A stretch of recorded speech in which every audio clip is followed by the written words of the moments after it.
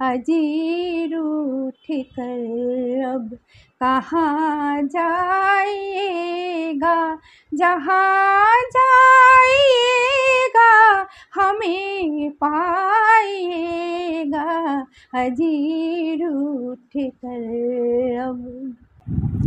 আসসালামু আলাইকুম বন্ধুরা, তোমরা কেমন আছো? আশা করি তোমরা খুব খুব খুব ভালো আছো। হাসিনাজ লাইফস্টাইলে তোমাদের সকলকে স্বাগত, শুভেচ্ছা জানাই। এবার তোমাদেরকে গল্প পড়ে শোনাবো। এর আগে তোমাদেরকে গল্পের পঞ্চম পর্ব পর্যন্ত পড়ে শুনিয়েছিলাম। আজকে ষষ্ঠ থেকে একাদশ পর্ব পর্যন্ত শোনাবো। এর পরের ভিডিওতে বাকি পর্বগুলো পড়ে শেষ করব। তোমরা সবাই খুব ভালো থেকো। তাহলে শুরু করছি বন্ধুরা। চলন্ত ট্রেনটা গতি কমাতে কমাতে এক পর্যায়ে পুরোপুরি থেমে গেল। সময় সকাল 7টার আশেপাশে। অ্যানাউন্সমেন্টের তীব্র আওয়াজে ঘুম ভাঙল মাহার। চোখ মেলে প্রথমেই ঢাকার ভারী বাতাসটা বাড়ি খেল নাকে। শীত শীত ভাব শুরু হয়ে যাওয়ায় আবহাওয়াও শুষ্ক আর ধুলোবালি তো আছেই। ঢাকা যে দূষণের মাত্রা ছাড়িয়েছে আবারও তার প্রমাণ পেল মাহা। তবে এত কিছুর পরও এই শহরটাই তার সব থেকে প্রিয়। তাড়াহুড়ো না করে নিজের জিনিসগুলো গুছিয়ে ট্রেন থেকে নামালো মাহা। আশেপাশে তাকে খুব বেশি খুঁজতে হলো না। একটু দূরেই ড্রাইভারকে দেখতে পেল। ড্রাইভার এগিয়ে এসে হাত থেকে জিনিসগুলো নিয়ে স্বভাবসুলভ হাসলেন। প্রত্যুত্তরে মাহাও ছোট করে হেসে কুশল বিনিময় করল।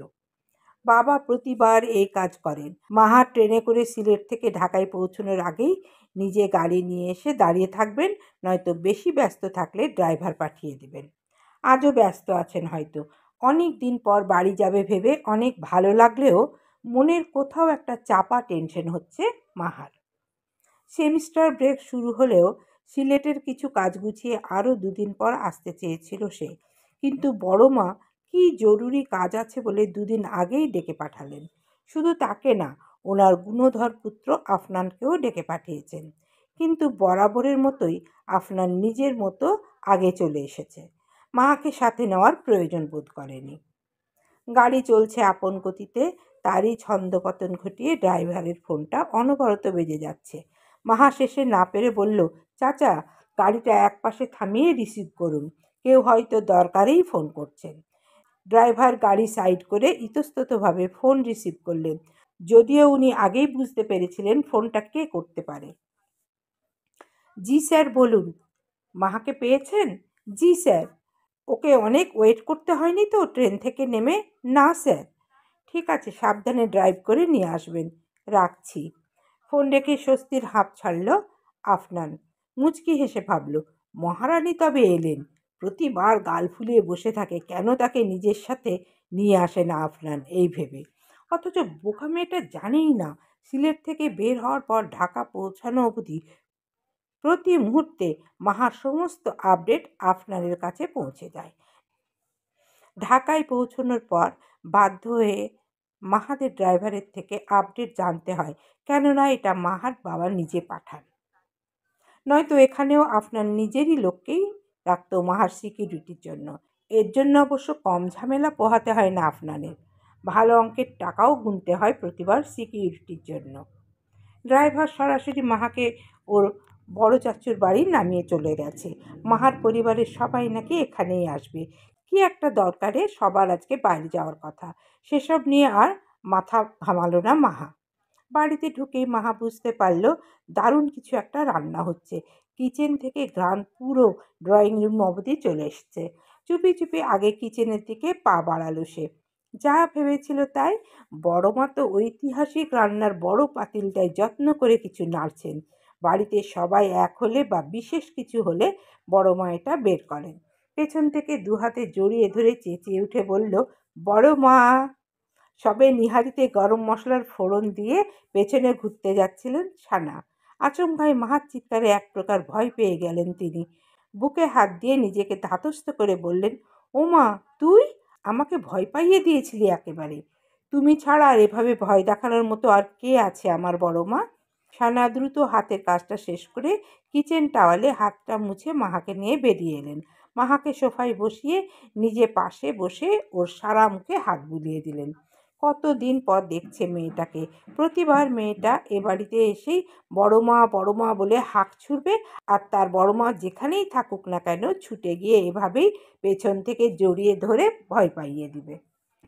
সানাকে অনেকক্ষণ এভাবে চুপচাপ থাকতে দেখে মাহা কাঁধ থেকে মাথাটা তুলে তাড়া দেখিয়ে বলল, ও বড় মা, কতক্ষণ এভাবে তাকিয়ে থাকবে?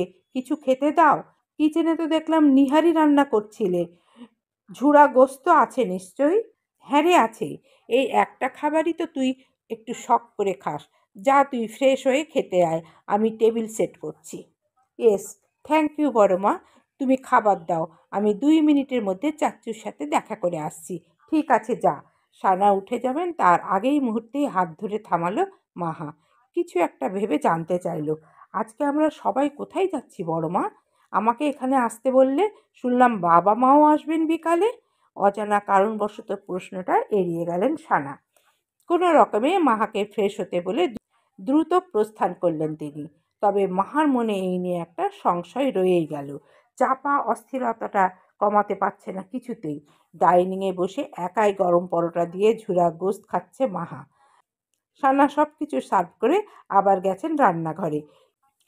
এই বাসায় মানুষ মোটে 4 জন, তাও আফনান সবসময় থাকে না। এখন আছে, কিন্তু মহাশয় বেঘোরে ঘুমোচ্ছেন। আফিয়ার কি একটা কাজ আছে, তাই বাইরে। চাচ্চুর টাইমলি ওষুধ খেতে হয়, তাই রুমেই খাবার দিয়ে আসা হয়েছে। উনি অনেক আগেই খেয়ে নিয়েছেন। অর্ধেকটা পরোটা খাওয়া হয়নি তখন মাহার। বিকট শব্দে তার ফোন বেজে উঠল। মাহা ভাবল খেয়ে উঠে একবার কল ব্যাক করবে, কিন্তু ফোন আর থামার নাম নেই, বেজেই চলেছে। অবশেষে খাওয়া ফেলে টেবিল ছেড়ে উঠে গেল ফোন আনতে। মাহা যেতেই কোথা থেকে আফরান এক প্রকার দৌড়ে এসে ঠিক মাহার চেয়ারেই বসে পড়ল। বসেই মাহার প্লেট থেকে নিজের মতো খাওয়া শুরু করলো। তখনই সানা কিচেন থেকে হটপটে বাকি পরোটাগুলো তুলে নিয়ে টেবিলে আসছিলেন। আফনানকে দেখে দূর থেকেই চেঁচিয়ে উঠলেন, আরে কি করছিস? মাহা খাচ্ছিল তো এই প্লেটে, ওর খাওয়াটা নষ্ট করলি কেন? তুই ঘুমাচ্ছিলি, তাই তোরটা প্লেটে তুলিনি, এখন ভেজে নিয়ে এলাম। 1 মিনিট সহ্য হয় না তোর? সামনে প্লেট পেলি আর বসে পড়লি। বিরক্তির সুরে কথাগুলো বলে শব্দ করে হটপটটা টেবিলে রাখলেন তিনি। আফনান এবার অবাক হওয়ার ভান করে বলল, মাহা এসছে নাকি? আমি জানতাম না তো। আমি ভাবলাম আমার জন্য বেড়ে রেখেছো, তাই কিছু না জিজ্ঞেস করেই বসে পড়লাম। বেঘরে ঘুমুলে ঘরের খবর জানবি কি করে? আর এই প্লেটটা তো দেখেই বোঝা যাচ্ছে কেউ খাচ্ছিল। চোখ কোথায় নিয়ে হাঁটিস কে জানে। সানার কথায় কান না দিয়ে আফনান ততক্ষণে প্রায় পুরো খাবার শেষ করে ফেলেছে। এত কিছু বলার পর আফনানের এমন নির্লিপ্ত ভাব দেখে বিরক্ত হয়ে কিচেনে ছুটলেন সানা। মেয়েটার জন্য আরেকটা প্লেট রেডি করতে হবে।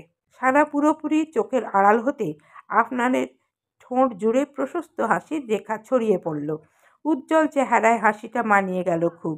সে পরোটার বাকি অংশটুকু মুখে দিয়ে ভাবল, এই স্পেশাল ব্রেকফাস্ট করানোর জন্য তোর স্পেশাল গিফট তোলা রইল মাহা। ঘর ভর্তি মেহমানে রমরমা পরিবেশ চৌধুরী বাড়িতে। বাহারি রান্নার ঘ্রাণে সারা বাড়ি মম করছে। আগত মেহমানদের আনা মিষ্টি ফলমূল সামলাতে হিমশিম অবস্থা চৌধুরী গিন্নির। হাতের অত্যাবশ্যক কাজগুলো সেরে ড্রয়িং রুমে মেহমানদের সাথে এসে বসলেন চৌধুরী সাহেব। যদিও এই মানুষগুলোকে মেহমান কম, নিজের পরিবার বেশি মনে করেন তিনি। আফনানের বাবা আর চাচা অর্থাৎ মাহার বাবা আর উনি, এই 3 জন ছিলেন একই এলাকার প্রতিবেশী। ছোট থেকে একসাথে বেড়ে ওঠা ওনাদের।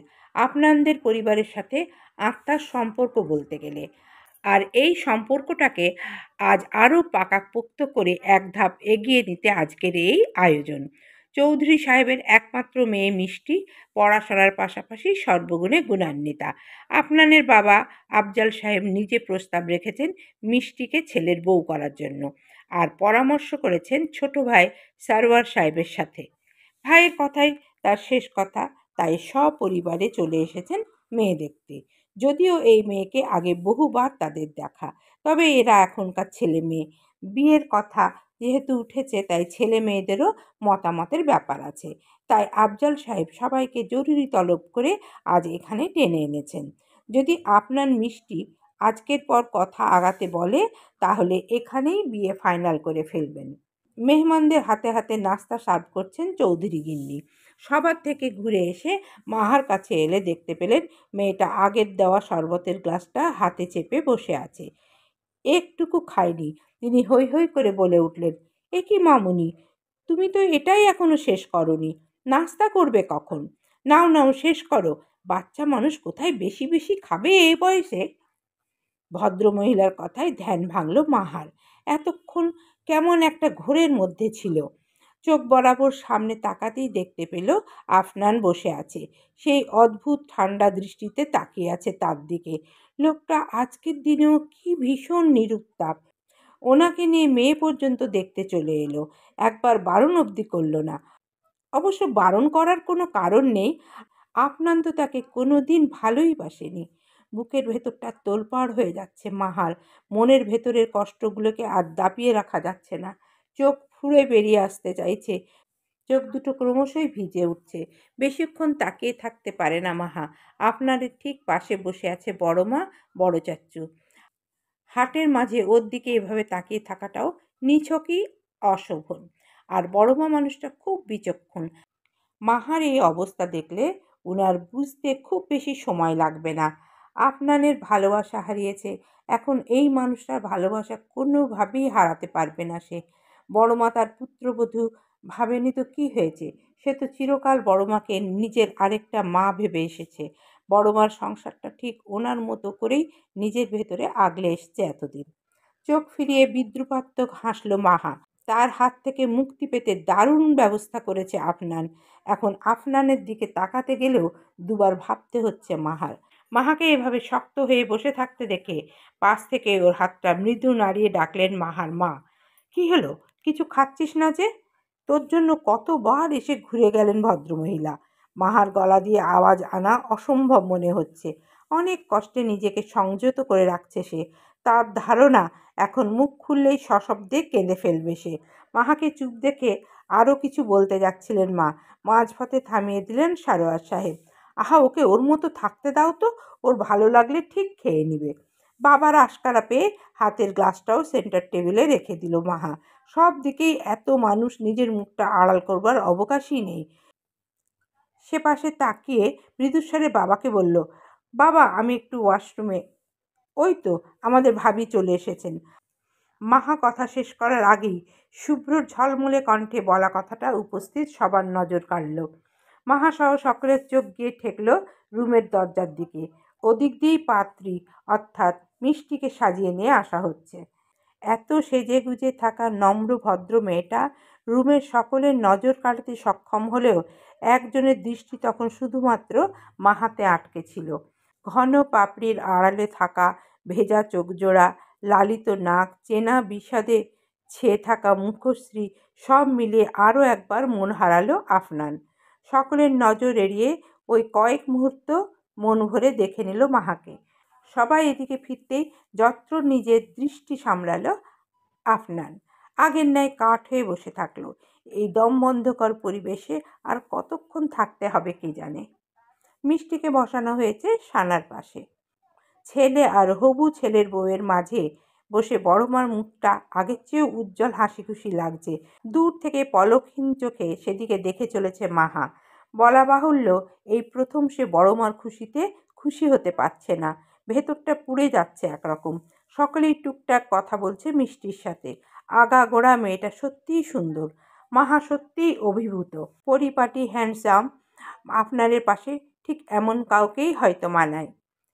কিছু সময় কথাবার্তা চলার পর আফনান সানাকে নিচু স্বরে কিছু বলতেই সানা সকলের দৃষ্টি আকর্ষণ করে বলল, আফনান একটু মিষ্টি মায়ের সাথে আলাদা কথা বলতে চাচ্ছে, আপনারা যদি কিছু মনে না করেন তো। জি অবশ্যই, আজকালকার ছেলে মেয়ে বলে কথা, নিজেদের মধ্যে একটু বোঝাপড়া তো দরকারই। যাও মিষ্টি, ওকে বাড়িটা ঘুরিয়ে দেখাও, আর আমরা এদিকে বিয়ের বাকি কথাগুলো না হয় আগাই। সানাকে থামিয়ে বলে ফেললেন চৌধুরী সাহেব। ওনার কথা শেষ হতেই বিস্ফোরিত চোখে আফনানের দিকে চাইল মাহা।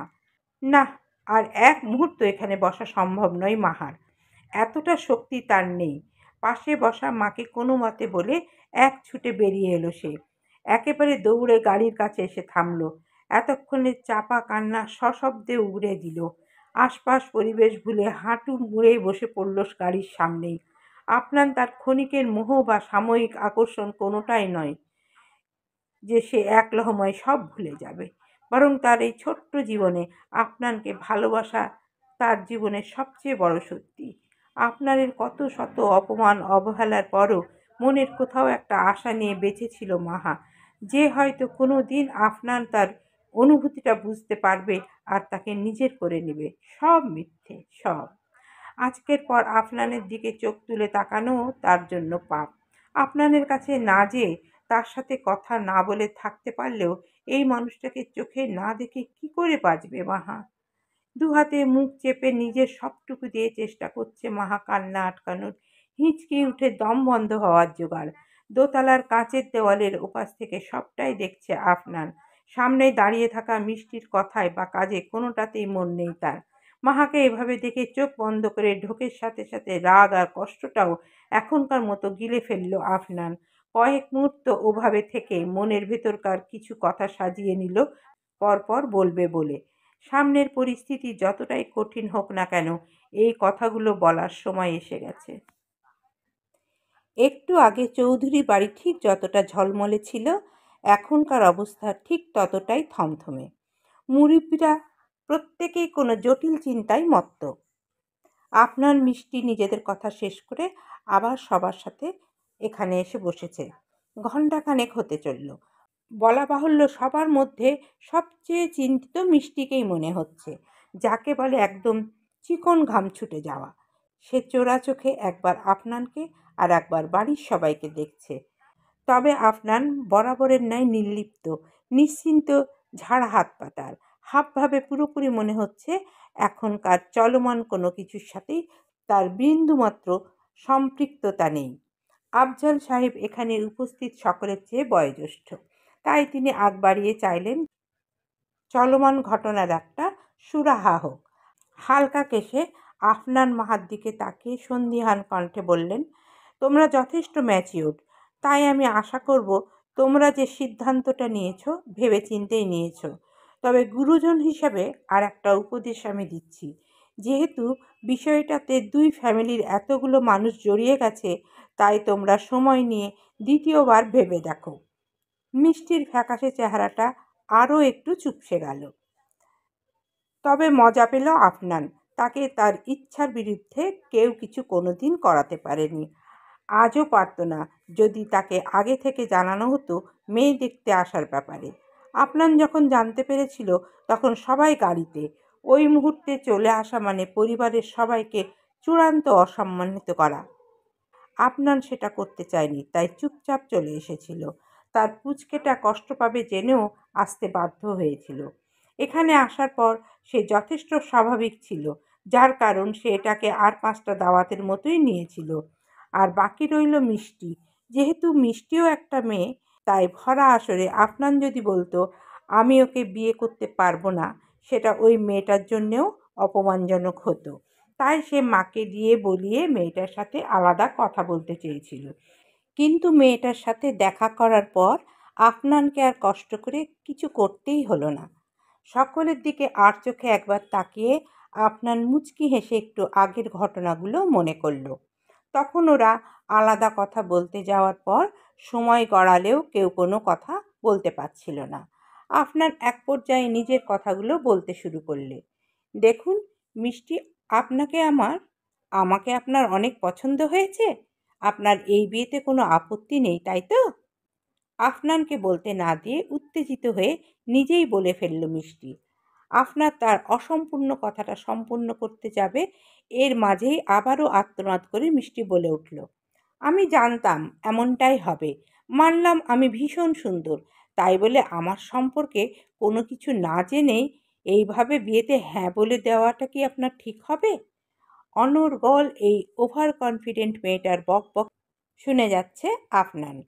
সে শুরুতেই বুঝেছিল মেয়েটা একটু চঞ্চল গোছের, তবে এতটাও ইনটলারেবল হবে ভাবেনি।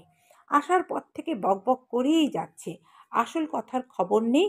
শেষে না পেরে হাত উঁচিয়ে বিরক্তির সুরে বলল, এক্সকিউজ মি, আমি কি আপনাকে একবারও বলেছি আপনাকে আমার পছন্দ হয়েছে?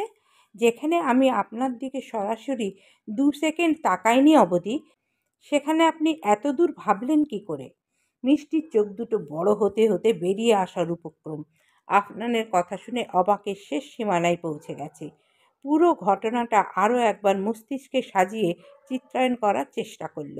অতঃপর এর অর্থোদ্ধার হতেই আফনানের এক হাত ঝাঁকিয়ে চকচকে চোখে বলে উঠল, থ্যাঙ্কস এ লট ভাইয়া। আমিও ভাবতে পারিনি আপনি এত সহজে আমাকে রিজেক্ট করে দিবেন। আমাকে দেখতে এসে আজ পর্যন্ত কেউই অপছন্দ করেনি। একেবারে অসহ্য হয়ে গেছিলাম। তাই ভাবলাম ডোন্ট টাচ মি, যা বলার এভাবে বলুন। এক ঝটকায় নিজের হাতটা ছাড়িয়ে নিয়ে বলল আফনান, আসলে আমি একজনকে ভালোবাসি। বাসায় অনেকবার বলার পরও কোনো কাজ হয়নি। বাবা নিজের পছন্দ মতো একের পর এক পাত্র নিয়ে আসছিলেন, আর আমি নানা এক্সকিউজ দেখিয়ে মানা করছিলাম। কিন্তু এবার যখন আপনাদের ওখান থেকে প্রপোজালটা এলো, বাবা আগেই সাফ জানিয়ে দিয়েছিল এ ব্যাপারে আমার কোনো এক্সকিউজ শোনা হবে না। তাই অতিরিক্ত টেনশনে আপনাকে ওভাবে বলে ফেলেছি। কিছু মনে করবেন না প্লিজ। এখানে আমাকে কি করতে বলছেন? পকেটে দুহাত গুজে জানলা দিয়ে বাইরে তাকিয়ে জানতে চাইল আফনান। না, বলছিলাম আপনি যদি নিচে ড্রয়িং রুমে গিয়ে বলে দিতেন বিয়েটা করতে চান না। ইতস্তত ভঙ্গিতে বলল মিষ্টি। আফনান সেকেন্ডেরও কম সময় নিয়ে কিছু একটা ভেবে সোজা হেঁটে নিচে চলে এলো। এরপর আফজাল সাহেব সহ উপস্থিত সবাইকে জানিয়ে দিল যে ওরা মিউচুয়ালি এই ডিসিশন নিয়েছে। ওদের বিয়ে নিয়ে পরবর্তীতে আর কোনো ডিসকাশন সে চায় না। মিষ্টি তো ভেবেই নিয়েছিল এরপর বিয়েটা ভেঙে যাবে, আর কেউ কোনো কথা তুলবে না। কিন্তু আফজাল সাহেব যখন তাদের দ্বিতীয়বার ভাবতে বললেন, তখনই মুখটা শুকিয়ে গিয়েছিল তার। কিন্তু আফনানকে বিন্দুমাত্র বিচলিত দেখা গেল না। সে আগের ন্যায় দরাজ কণ্ঠে বলল, আমরা ভেবেই সিদ্ধান্ত নিয়েছি বাবা। আশা করি এই বিষয় নিয়ে ভবিষ্যতে আর কেউ আমাদের বিব্রত করবে না। যেহেতু ছেলেমেয়েরা নিজেরা এই সিদ্ধান্ত নিয়েছে, তাই এখানে অভিভাবকদের আর মন খারাপের কারণ নেই। বিয়ে ব্যাপারটা পুরোটাই পূর্ব নির্ধারিত। তাই বিয়ের সম্পর্ক না এগোলেও আগের বন্ধুত্বের কারণে সবাইকে হাসি মুখে বিদায় দিলেন চৌধুরী সাহেব। 2 গাড়ি ভর্তি করে সপরিবারে প্রস্থান করলেন আফজাল সাহেব। মাহা বাসায় ফিরছে ঘন্টা 2 হলো। অতিরিক্ত কাঁদার জন্য চোখ মুখ লাল হয়ে আছে। কাঁদতে কাঁদতে কখন ঘুমিয়ে পড়েছিল খেয়াল করিনি। বিছানায় উঠে বসে বালিশের নিচে হাতড়ে মোবাইল বের করে চেক করলো আফনান কল দিয়েছে কিনা। কল লিস্টের এ মাথা থেকে ও মাথা আফনানের চিহ্ন মাত্র নেই। বিদ্রুপাত্মক হাসলো মাহা। আলমারি থেকে ড্রেস নিয়ে সোজা ফ্রেশ হতে চলে গেল। মাথাটা কেমন ভার হয়ে আছে, গোসল করলে ভালো লাগবে হয়তো। ওয়াশরুম থেকে বেরোতেই সহসাই কেউ ওকে টেনে ধরে এক হাত পিঠের সাথে পেঁচিয়ে ধরল। বেকায়দায় হাতে টান পড়ায় ভালোই ব্যথা পেল মাহা। পেছনে ঘুরে কিছু বুঝে ওঠার আগেই কানের কাছে শুনতে পেল আফনানের ঠান্ডা কণ্ঠস্বর, কাঁদতে খুব ভালো লাগে না তোর? এখন আমিও দেখি কত কাঁদতে পারিস। ব্যথা পাচ্ছি, ছাড়ো প্লিজ। আফনান ছাড়ল না। আরও একটু কাছে টেনে নিজের দিকে ঘুরিয়ে ঝাঁঝালো কণ্ঠে বলল, আমার দেওয়া এটুকু আঘাত সহ্য হচ্ছে না, আর এর চেয়ে বড় আঘাত যখন তুই আমাকে করিস। অবাক হলো মাহা। কি বলতে চাইছে মানুষটা? আমি আঘাত করেছি? আমার মতো তুচ্ছ মানুষের কি যোগ্যতা আছে তোমাকে আঘাত করার? আফনানের রাগটা কেমন থিতিয়ে গেল। মাহার হাতটা ছেড়ে দিয়ে দুগালে হাত রেখে বলল, আর কখনো ওভাবে কাঁদবি না মাহা। আমার সারা জীবন কাঁদার ব্যবস্থা তো তুমি নিজে হাতে করে এলে, এখন এভাবে বলছো কেন? মাহার অবাধ্যতা সহ্য হলো না আফনানের। মেয়েটা তাকে ইদানিং বুঝতেই চায় না। অর্থহীন অভিমান পুষে রেখে নিজেও ভুগে তাকেও ভোগায়। মাহা নড়ে চড়ে নিজেকে ছাড়াতে চাইলে দ্রুত নিজেদের মধ্যকার সামান্য দূরত্বটুকুও কমিয়ে ফেলল আফনান। সাথে খেয়াল করলো মাহা তখন থেকে একবারও তার দিকে তাকায়নি, সবগুলো কথাই অন্যদিকে তাকিয়ে বলছিল। আফনান হাত দিয়ে মাহার মুখটা উঁচু করে বলল, কি ব্যবস্থা করেছি আমি?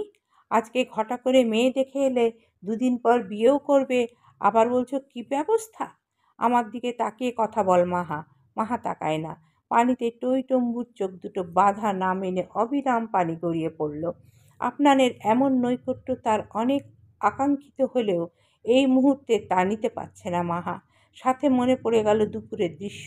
এই মানুষটা 2 দিন পর অন্য কারো হয়ে যাবে, এনার দিকে তাকিয়ে তাকে ছুঁয়ে আর নিজেকে দুর্বল করতে চায় না মাহা। অনেক কষ্টে কণ্ঠে আওয়াজ এনে বলল, তোমার দিকে তাকানোর কোনো অধিকার আমার নেই। প্লিজ আমাকে আমার মতো ছেড়ে দাও। আফনান এবার নিয়ন্ত্রণ হারালো। ঘোর লাগা কণ্ঠে বলল, অধিকারটা ঠিক কতখানি দেখতে চাস? অনাকাঙ্ক্ষিত কিছুর আভাস পেয়ে বরফের ন্যায় জমে গেল মাহা। আফনানের উত্তপ্ত নিঃশ্বাস আছড়ে পড়ছে তার সারা মুখে। তাকে স্বাভাবিক মনে হচ্ছে না। আফনানের দৃষ্টিতে মাহার জন্য নিষিদ্ধ কিছুর হাতছানি। মাহা থমকে দাঁড়িয়ে থাকলো। আফনান সবেগে নিজের মুখটা এগিয়ে আনলো আরও একটু। দুজোড়া ঠোঁটের সামান্যতম দূরত্ব ঘোচার আগেই ঝড়ের গতিতে এক হাত উঠিয়ে আফনানকে থামিয়ে দিল মাহা। আফনান চোখ মেলে তাকাতেই মাহা কান্না আটকে কোনো মতে বলল, চলে যাও প্লিজ। তোমার দিকে তাকানোও আমার জন্য পাপ। আর এটা তো। বিস্ফোরিত চোখে তাকালো আফনান। হাতের বাঁধন আলগা হয়ে এলো নিমেষেই। পুরুষ বলে হয়তো মাহার মতো এভাবে কেঁদে কেটে নিজের মনের অবস্থাটা বোঝাতে পারছে না। তবে মাহার আড়ালে চোখের কোণে জমা হওয়া পানিটুকু সাবধানে মুছে নিয়ে বলল, আমি নিজে থেকে আর কখনো তোর সামনে আসবো না। ভালো থাকিস মাহা। মাহা একটা নিঃশ্বাস ফেলারও সময় পেল না। মুহূর্তেই বেরিয়ে গেল আফনান। কি ব্যাপার তোদের মাহা? এক সপ্তাহ ধরে তুইও ক্লাসে আসছিস না, আবার আফনান স্যারকেও ক্যাম্পাসে দেখা যাচ্ছে না। তড়িৎ বেগে শোয়া থেকে উঠে বসল মাহা। ক্লাস শুরু হলেও এখনও সিলেট যায়নি সে। ক্লাসের আপডেট নেওয়ার জন্য আখিকে ফোন দিয়েছিল আজ অনেক দিন পর। কল রিসিভ হওয়া মাত্রই আখির এমন কথা শুনে অবাক হলো মাহা। ভ্রু কুচকে জানতে চাইল, কি বলছিস? একদমই ক্যাম্পাসে যায়নি নাকি আমাদের ক্লাসে আসেনি? আরে স্যার ক্যাম্পাসেই আসেনি। একসাথে এতগুলো দিন স্যারকে কখনো দেখিনি ছুটি নিতে। তার উপর তুইও আসছিস না। তাই ভাবলাম, ঠিক আছে, আমি তোকে পরে কল করছি। চিন্তিত ভঙ্গিতেই ফোন রাখলো মাহা। আফনান সেদিন রাতেই সিলেট ফিরে গেছিল। সরাসরি বা অন্য কারোর কাছে ওর কোনো খবর পায়নি মাহা। একরকম নিজেকে ঘরবন্দি করে রেখেছিল এ কদিন। কেউ জানতে চাইলে বলেছে বাসায় থাকা হয় না, তাই এবার যে কয়দিন ঢাকায় আছে বাসায়ই থাকছে। মিনিট পাঁচেক কিছু একটা ভেবে ওড়নাটা গলায় জড়িয়ে সোজা মায়ের রুমে চলে গেল মাহা। মুনিয়া তখন আলমারি গোছাতে ব্যস্ত। মাহাকে হন্তদন্ত হয়ে এ রুমে আসতে দেখে হাতের কাপড়গুলো রেখে বললেন, এভাবে ছুটছিস কেন মাহা? মা, সেদিন বড়মারা বিয়ে ঠিক করেনি? ও এই কথা? বস বলছি। তুই তো সেই ঘরে ঢুকলি, তোর সাথে কথা বলার সুযোগই পেলাম না। মাহার মন অশান্ত, অস্থির। অনাকাঙ্ক্ষিত কিছু শোনার অপেক্ষায় বুকের ভেতরটা ঢিপ ঢিপ করছে। মুনিয়া শেষের কাপড়গুলো কোনো মতে আলমারিতে রেখে মাহার পাশে এসে বসলেন। ধীর স্থির কণ্ঠে বললেন, আমরা তো ভেবেছিলাম সেদিন একটা কিছু হয়েই যাবে। চৌধুরী পরিবার তো আমাদের অনেক দিনের পরিচিত, কিন্তু আফনান যে এরকম একটা ডিসিশন নেবে আমরা ভাবতেও পারিনি। কি হয়েছিল মা সেদিন? মাহার চোখে মুখে বিস্তর কৌতূহল। আফনান মিষ্টির সাথে বিয়েতে সরাসরি না করে দিয়েছে।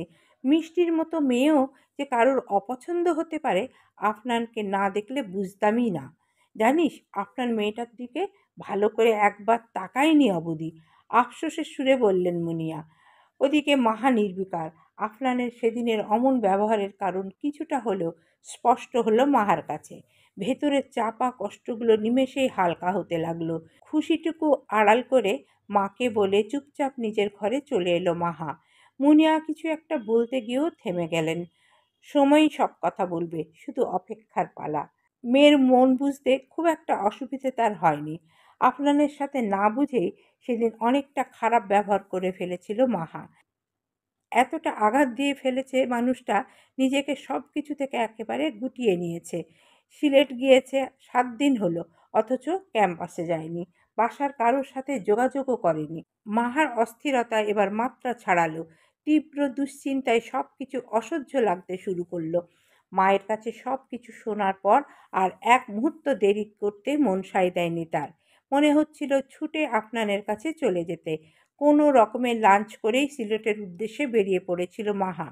রাস্তায় প্রতিটা মিনিট 1 ঘন্টার মতো মনে হচ্ছে মাহার। ঘড়িতে একটু পর পর সময় দেখে নিজেকে শান্ত করার ব্যর্থ চেষ্টা করছে মাহা। দুর্বল শরীর নিয়ে কোনো মতে হেঁটে ডাইনিংয়ে এলো আফনান। সারা জীবনে এমন জ্বর হয়নি তার। সিলেটে আসার পর সেই রাত থেকেই ধুম জ্বর আসে তার। 7 দিনে কমার কোনো লক্ষণই নেই। অবশ্য জ্বর কমার বিশেষ কোনো চেষ্টাও করেনি আফনান। একজনের প্রতি জমানো অভিমানটাই মুখ্য হয়েছিল এ কদিন। ভেবেছিল এই অসুস্থতা দিয়ে মনের আঘাতগুলো ভুলে থাকতে পারবে, কিন্তু মাহার সেদিনের করা ব্যবহার সব কিছুকে ছাপিয়ে গিয়েছে একদম। শরীর ভীষণই দুর্বল, দাঁড়িয়ে থাকারও শক্তি নেই। নেহাত রুমে পানি শেষ হয়ে গেছে, তাই উঠে এ পর্যন্ত আসতে হয়েছে। কাঁপা হাতে কোনো মতে জগ থেকে গ্লাসে পানি ঢালল আফনান। মুখ অবধি গ্লাস ঠেকানোর আগেই ঝড়ের গতিতে কেউ ছুটে এসে আছড়ে পড়ল বুকে। তাল সামলাতে না পেরে দুর্বল শরীর নিয়ে কিছুটা পিছিয়ে পড়ল আফনান। হাতের গ্লাসটা সশব্দে ফ্লোরে ছিটকে পড়ে কয়েক টুকরো হয়ে গেল। কোনো কিছুতেই কোনো হেলদোল নেই আগন্তুকের। সে নিজের সর্বশক্তি দিয়ে আঁকড়ে ধরে আছে আফনানকে। কয়েক মুহূর্ত সময় নিয়ে নিজেকে ধাতস্থ করল আফনান। জ্বরের উত্তপ্ত শরীরে টের পেল মেয়েলি উষ্ণতা। বুঝতে পারল তাকে আষ্টে পৃষ্ঠে জড়িয়ে রাখা মানুষটা আর কেউ নয়, মাহা। চোখ বুজে আরও গভীরভাবে মুহূর্তটাকে উপভোগ করতে চাইল সে, কিন্তু তীব্র অভিমানের কাছে এই নরম মুহূর্তটুকু হার মেনে গেল। মাহার থেকে নিজেকে ছাড়িয়ে নিল আফনান। কাট কাট স্বরে বলল, কেন এসেছিস? মাহা হার মানল না। আবারও এগিয়ে এসে গলায় কপালে হাত ছুঁয়ে অস্থির কণ্ঠে বলল, এতটা জ্বর বাঁধিয়েছ কিভাবে? আর জানাওনি কেন কাউকে? প্রয়োজন মনে করিনি তাই।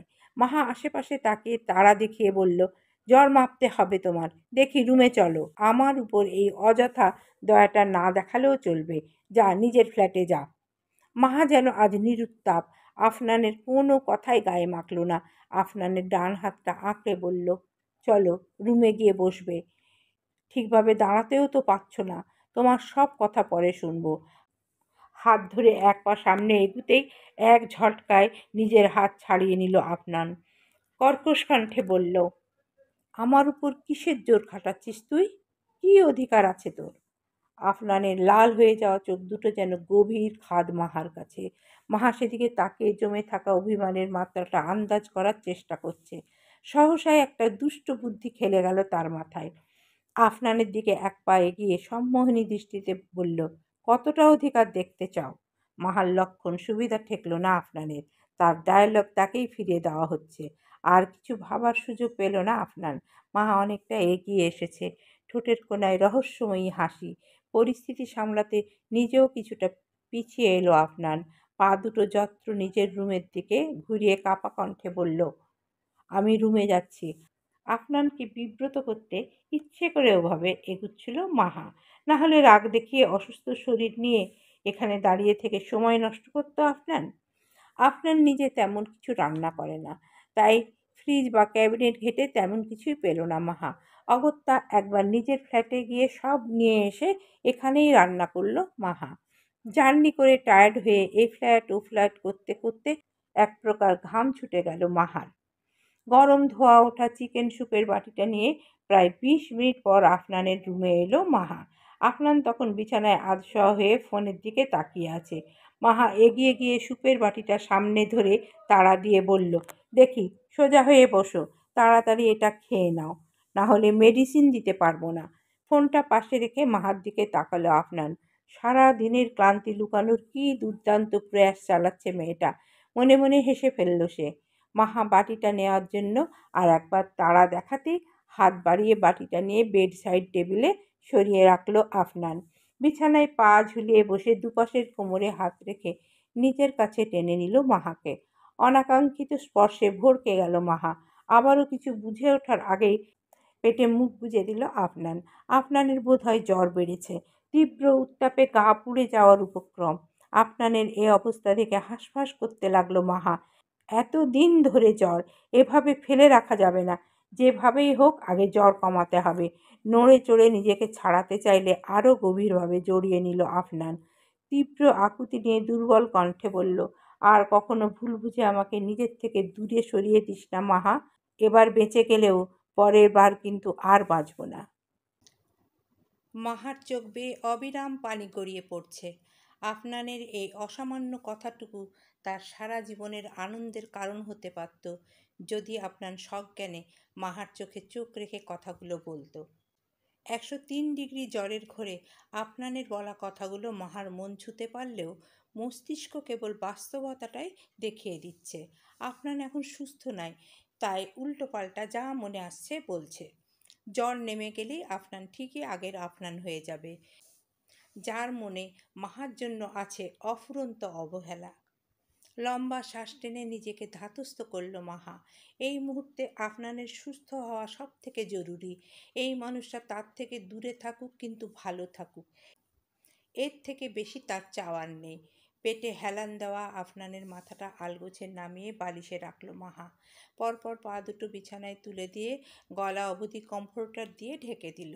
উত্তপ্ত কপাল, গলায় হাত ছুঁয়ে জ্বরের মাত্রাটা আরেকবার পরখ করে নিল। এ জ্বর সাধারণ জলপট্টিতে কমবার নয়। ফ্রিজ খুলে বরফ বের করে তাতে পানি দিয়ে আফনানের মাথার পাশে বাটিটা রেখে ছোট একটা রুমাল আনতে নিজের রুমে চলে গেল। মাহা বেরোতেই চোখ মেলল আফনান। চোখ দিয়ে কয়েক ফোঁটা তপ্ত জল গড়ালেও ঠোঁটে দেখা গেল একপেশে হাসি। মাহার গতিপথের দিকে তাকিয়ে ভাবল, আমাকে সুস্থ করতে কেন এভাবে উঠে পড়ে লেগেছিস মাহা? আমি সুস্থ হলেই তো আবার আমাদের মাঝে সেই এক আলোকবর্ষ দূরত্ব। তোর এই একান্ত ছোঁয়াটুকু আর পাওয়া হবে না আমার।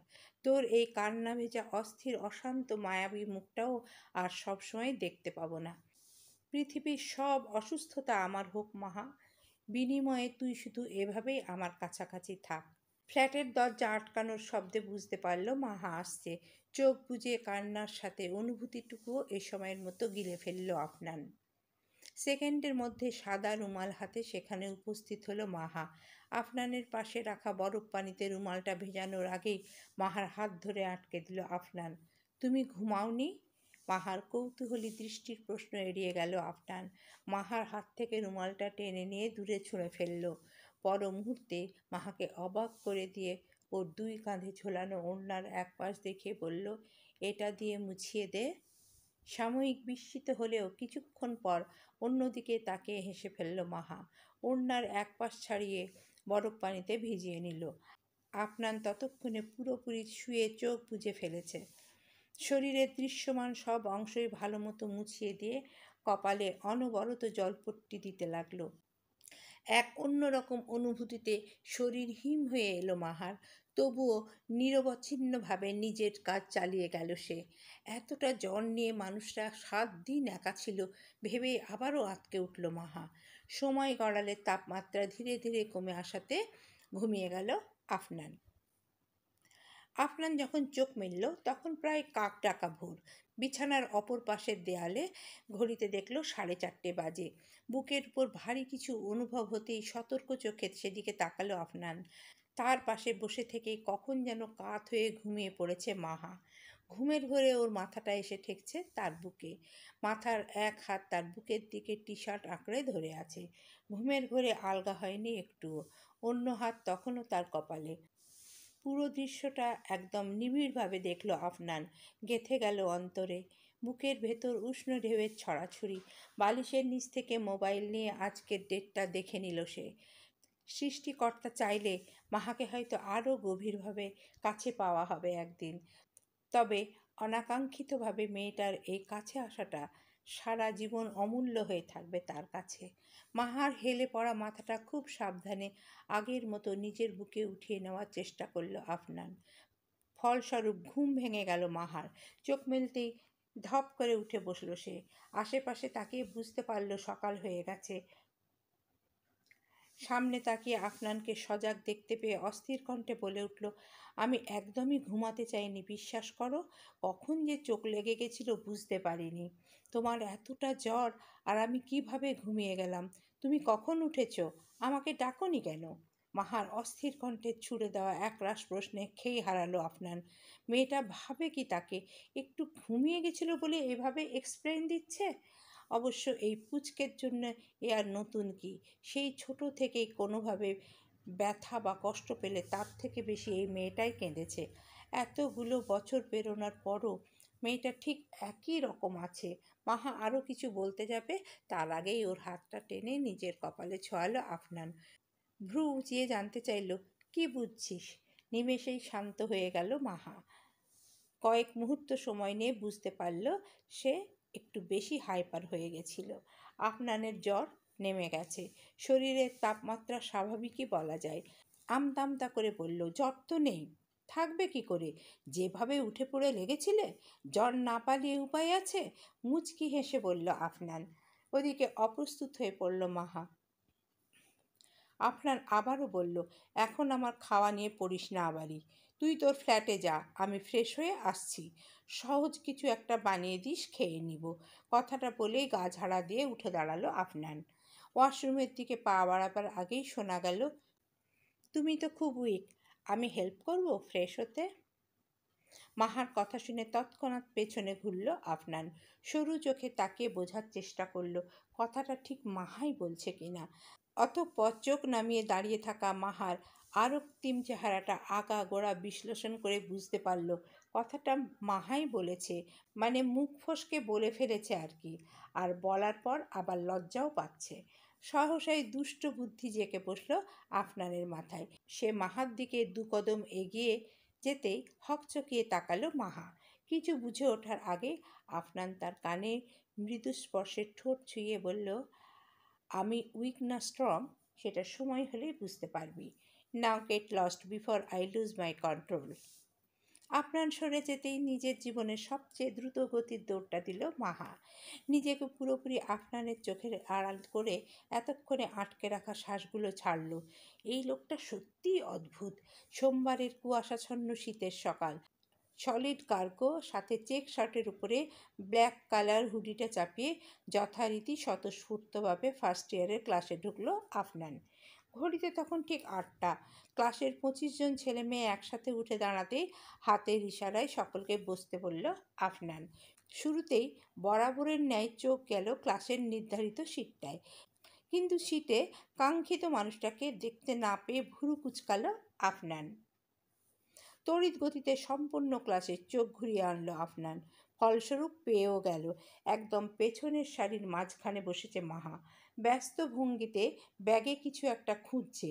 আফনান যে ক্লাসে এসেছে সেদিকে কোনো খেয়ালই নেই। মাহা তো কখনো এমন করে না। বরাবর ক্লাসে সবার আগে এসে ওই সিটটাই বসবে, যাতে আফনানের কাছাকাছি থাকতে পারে। আজ এর ব্যতিক্রম হওয়াতে অবাক হলো আফনান। এখনকার মতো এই ব্যাপারটা নিয়ে মাথা না ঘামিয়ে ক্লাসে মনোযোগী হওয়ার চেষ্টা করলো আফনান। তবে অদ্ভুতভাবে আজ একবারও মাহার চোখে চোখ পড়েনি তার। যতবারই সে তাকিয়েছে অন্যদিকে চোখ ফিরিয়ে নিয়েছে মাহা। আজকের দিনের 4 নাম্বার ক্লাসটা শেষে টিচার্স রুমের দিকে যাচ্ছে আফনান। ভার্সিটিতে টানা 4টা লেকচার দেওয়া মোটেও সহজ কথা না। মেজাজ এমনিতেই তুঙ্গে, তার উপর সকাল থেকে মাহার অমন ব্যবহারে মনটাও ভালো লাগছে না। একটা চাপা দুশ্চিন্তা ক্রমশই জেঁকে বসেছে। মাহা কি তাকে কোনো কারণে এড়িয়ে চলছে? কথাই আছে, যেখানে বাঘের ভয় সেখানে সন্ধ্যা হয়। আফনানেরও হলো সেই অবস্থা।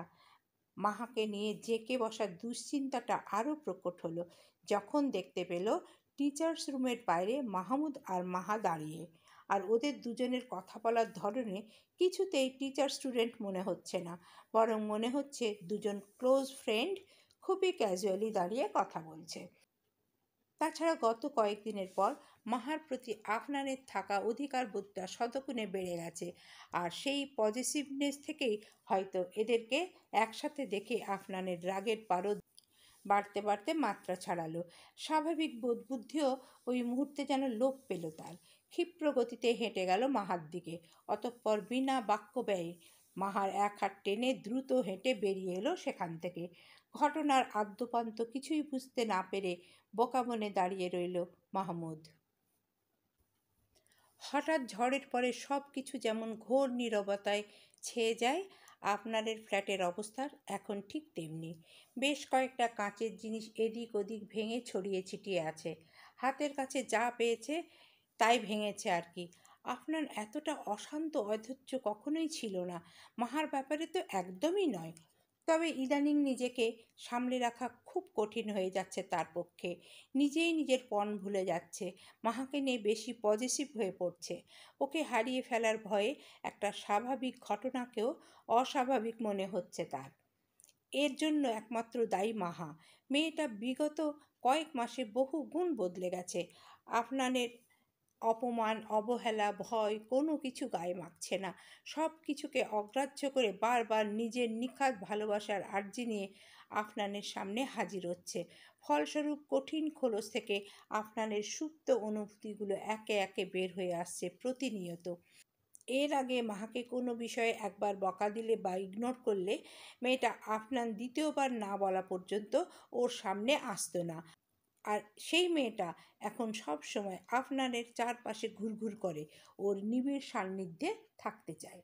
আপনারও তো মানুষ, নিষিদ্ধ জেনেও ভালোবাসার মানুষের এরূপ কাছে আসাকে উপেক্ষা করতে পারে না কিছুতেই।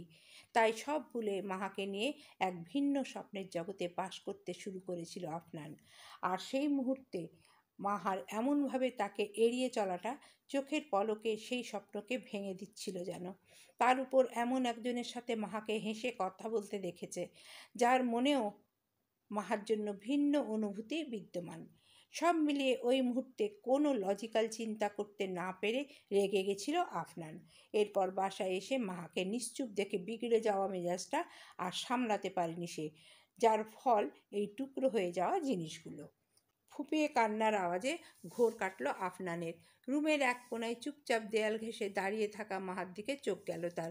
দূরে দাঁড়িয়েই আপাদ মস্তক মাহাকে নিরীক্ষণ করল আফনান। কাল বিলম্ব না করে দ্রুত পায়ে এগিয়ে গেল তার দিকে। সহসাই আফনানকে এতটা কাছে দেখে কেঁপে উঠল মাহা। ভয় পেল বোধ হয়। পিছিয়ে যাওয়ার চেষ্টা করতেই বুঝল পেছনোর পথ নেই। আফনান তাকে দুহাতে নিজের হাতে পুরোপুরি জড়িয়ে নিয়েছে।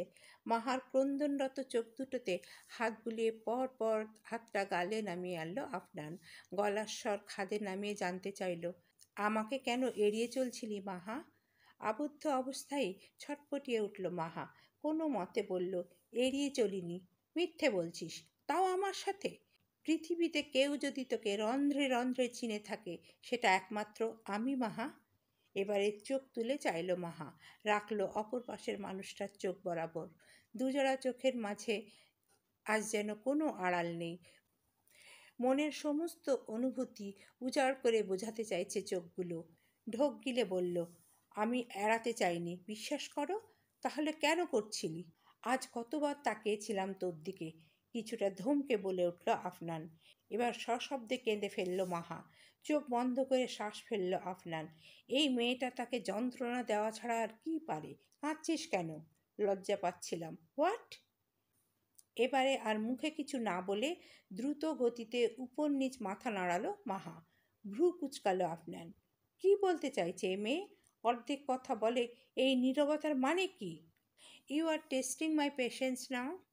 সেদিন রাতে অপ্রস্তুত ভঙ্গিতে বলা মাহার দুই শব্দ শুনে চকিতে কুচকানো ভ্রু শিথিল হলো আফনানের। মস্তিষ্কে অন্য রকম কিছু খেলে গেল মুহূর্তেই। লজ্জা পাওয়া, সেদিন রাতে মাহার এই দুটো কথায় দুয়ে দুয়ে চার মেলালো আফনান। তার আন্দাজ যদি ঠিক হয় তাহলে তবে সে যে বুঝতে পেরেছে সেটা মাহাকে বুঝতে দিল না। তাই গলার স্বর আগের ন্যায় গম্ভীর করে বলল, সেদিন রাতে তোমার অনেক জ্বর ছিল।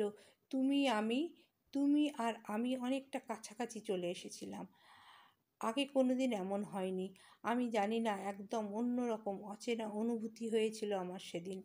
এরপর থেকে যতবার তোমার দিকে তাকিয়েছি, তোমার কাছাকাছি গিয়েছি, সেই অদ্ভুত অনুভূতি বারবার হচ্ছিল আমার।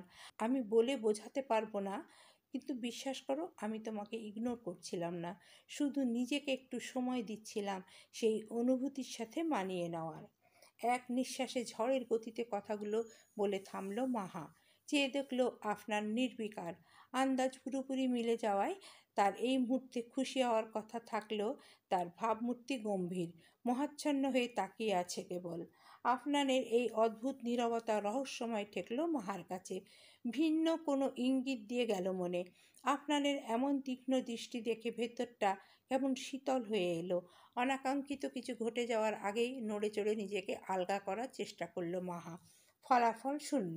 মুখ ফুটে কিছু বলবে তার আগেই শুনতে পেল আফনানের মোহাচ্ছন্ন ভারী স্বর, দেখ তো মাহা, তোর ওই অচেনা অনুভূতিটা ঠিক এখনকার মতো কিনা। এরপর মাহা শুধু দুবার চোখের পাতা ঝাপটাবার সময় পেল। আফনান সবেগে সদর্পে দুজোড়া ঠোঁট মিলিয়ে ফেলল নিমিষেই। অনুভূতির তীব্রতায় শরীর ঝিমিয়ে এলো মাহার। এর মাঝেই তার কাঁপতে থাকা হাত দুটো নিজের ঘাড়ে উঠিয়ে দিল আফনান। মাহা অতল সমুদ্রে পাওয়া শক্ত খুঁটির ন্যায় আঁকড়ে ধরল মুহূর্তেই। সময় গড়ালেও হেলদোল নেই আফনানের। একসময় হাঁপিয়ে উঠে দুজনের দূরত্ব বাড়াতে চাইল মাহা। আফনান এতে বিরক্ত হলেও ছেড়ে দিল না। অতঃপর মাহা ঘাড় থেকে হাত নামিয়ে হালকা ধাক্কায় সরাতে চাইল তাকে। এবারে কাজ হলো। আফনান সরে এসে তিক্ত কণ্ঠে জানতে চাইল, এমন টাফ হয়েছিলিস কেন? কিভাবে রেসপন্স করতে হয় জানিস না?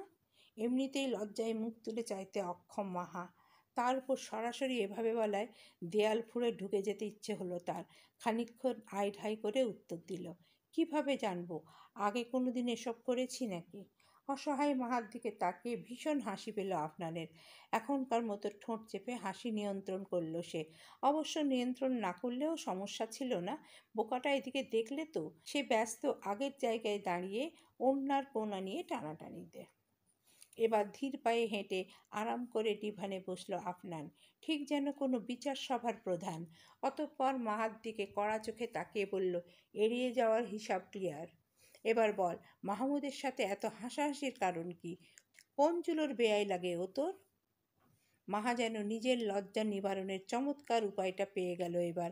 মনে মনে আফনানকে শিক্ষা দেওয়ার ছোটোখাটো একটা ছকও কষে ফেলল। গলাটা কেশে পরিষ্কার করে সামনে এগিয়ে ফ্লোরে পড়ে থাকা ব্যাগটা তুলল। এরপর খুব মনোযোগের সাথে ব্যাগে কিছু খুঁজছে এমন ভঙ্গিতে ঠিক আফনানের পাশে বসলো। সেলফোনটা বের করে আফনানকে শুনিয়ে শুনিয়ে বলল, ভালো কথা মনে করেছ। তখন ওভাবে না বলে চলে এলাম। মাহমুদ স্যার কি ভাবলেন?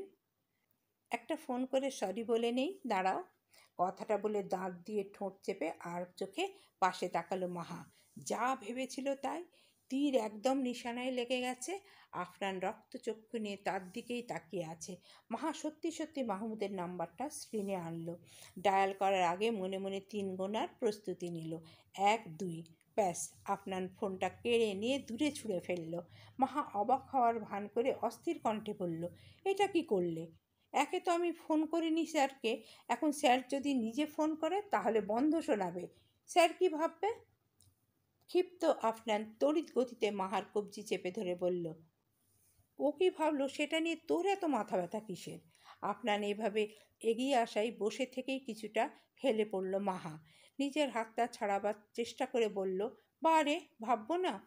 উনি তো আমাকে ভালো মাহা। পুরো কথা শেষ করার আগেই বিকট শব্দে ধমকে উঠল আফনান। মাহা ভয় পেলেও দমে গেল না। আফনানের চোখের দিকে তাকিয়ে সন্দিহান কণ্ঠে বলল, আমার ভাবা বাদ দাও। তোমার এভাবে রিয়্যাক্ট করার কারণ কি? তুমি ভালোবাসো আমাকে?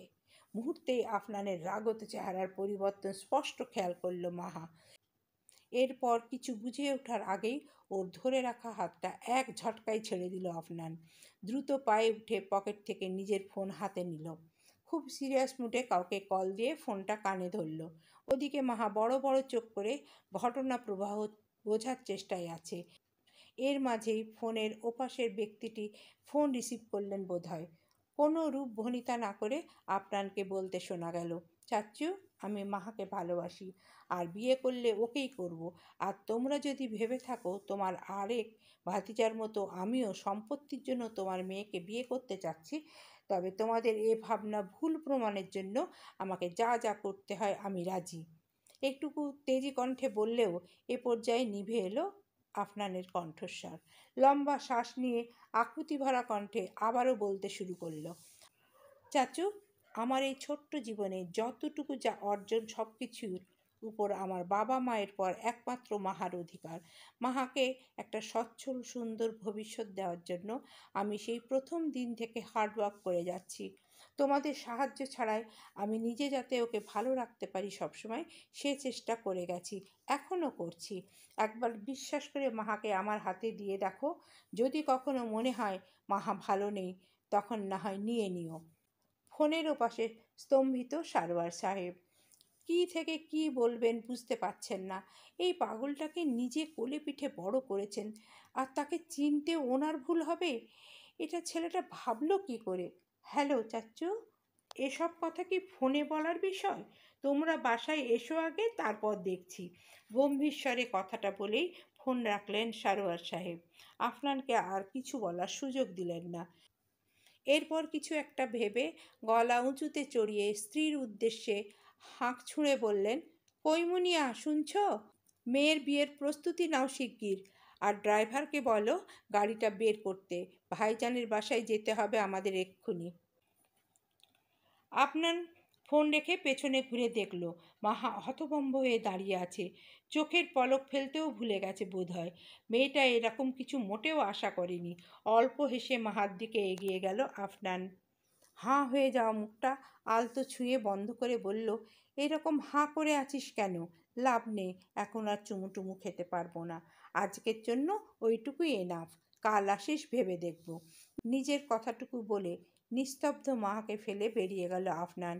কাল ঢাকার ফ্লাইটের টিকিট বুক করতে হবে, হাতে একদম সময় নেই।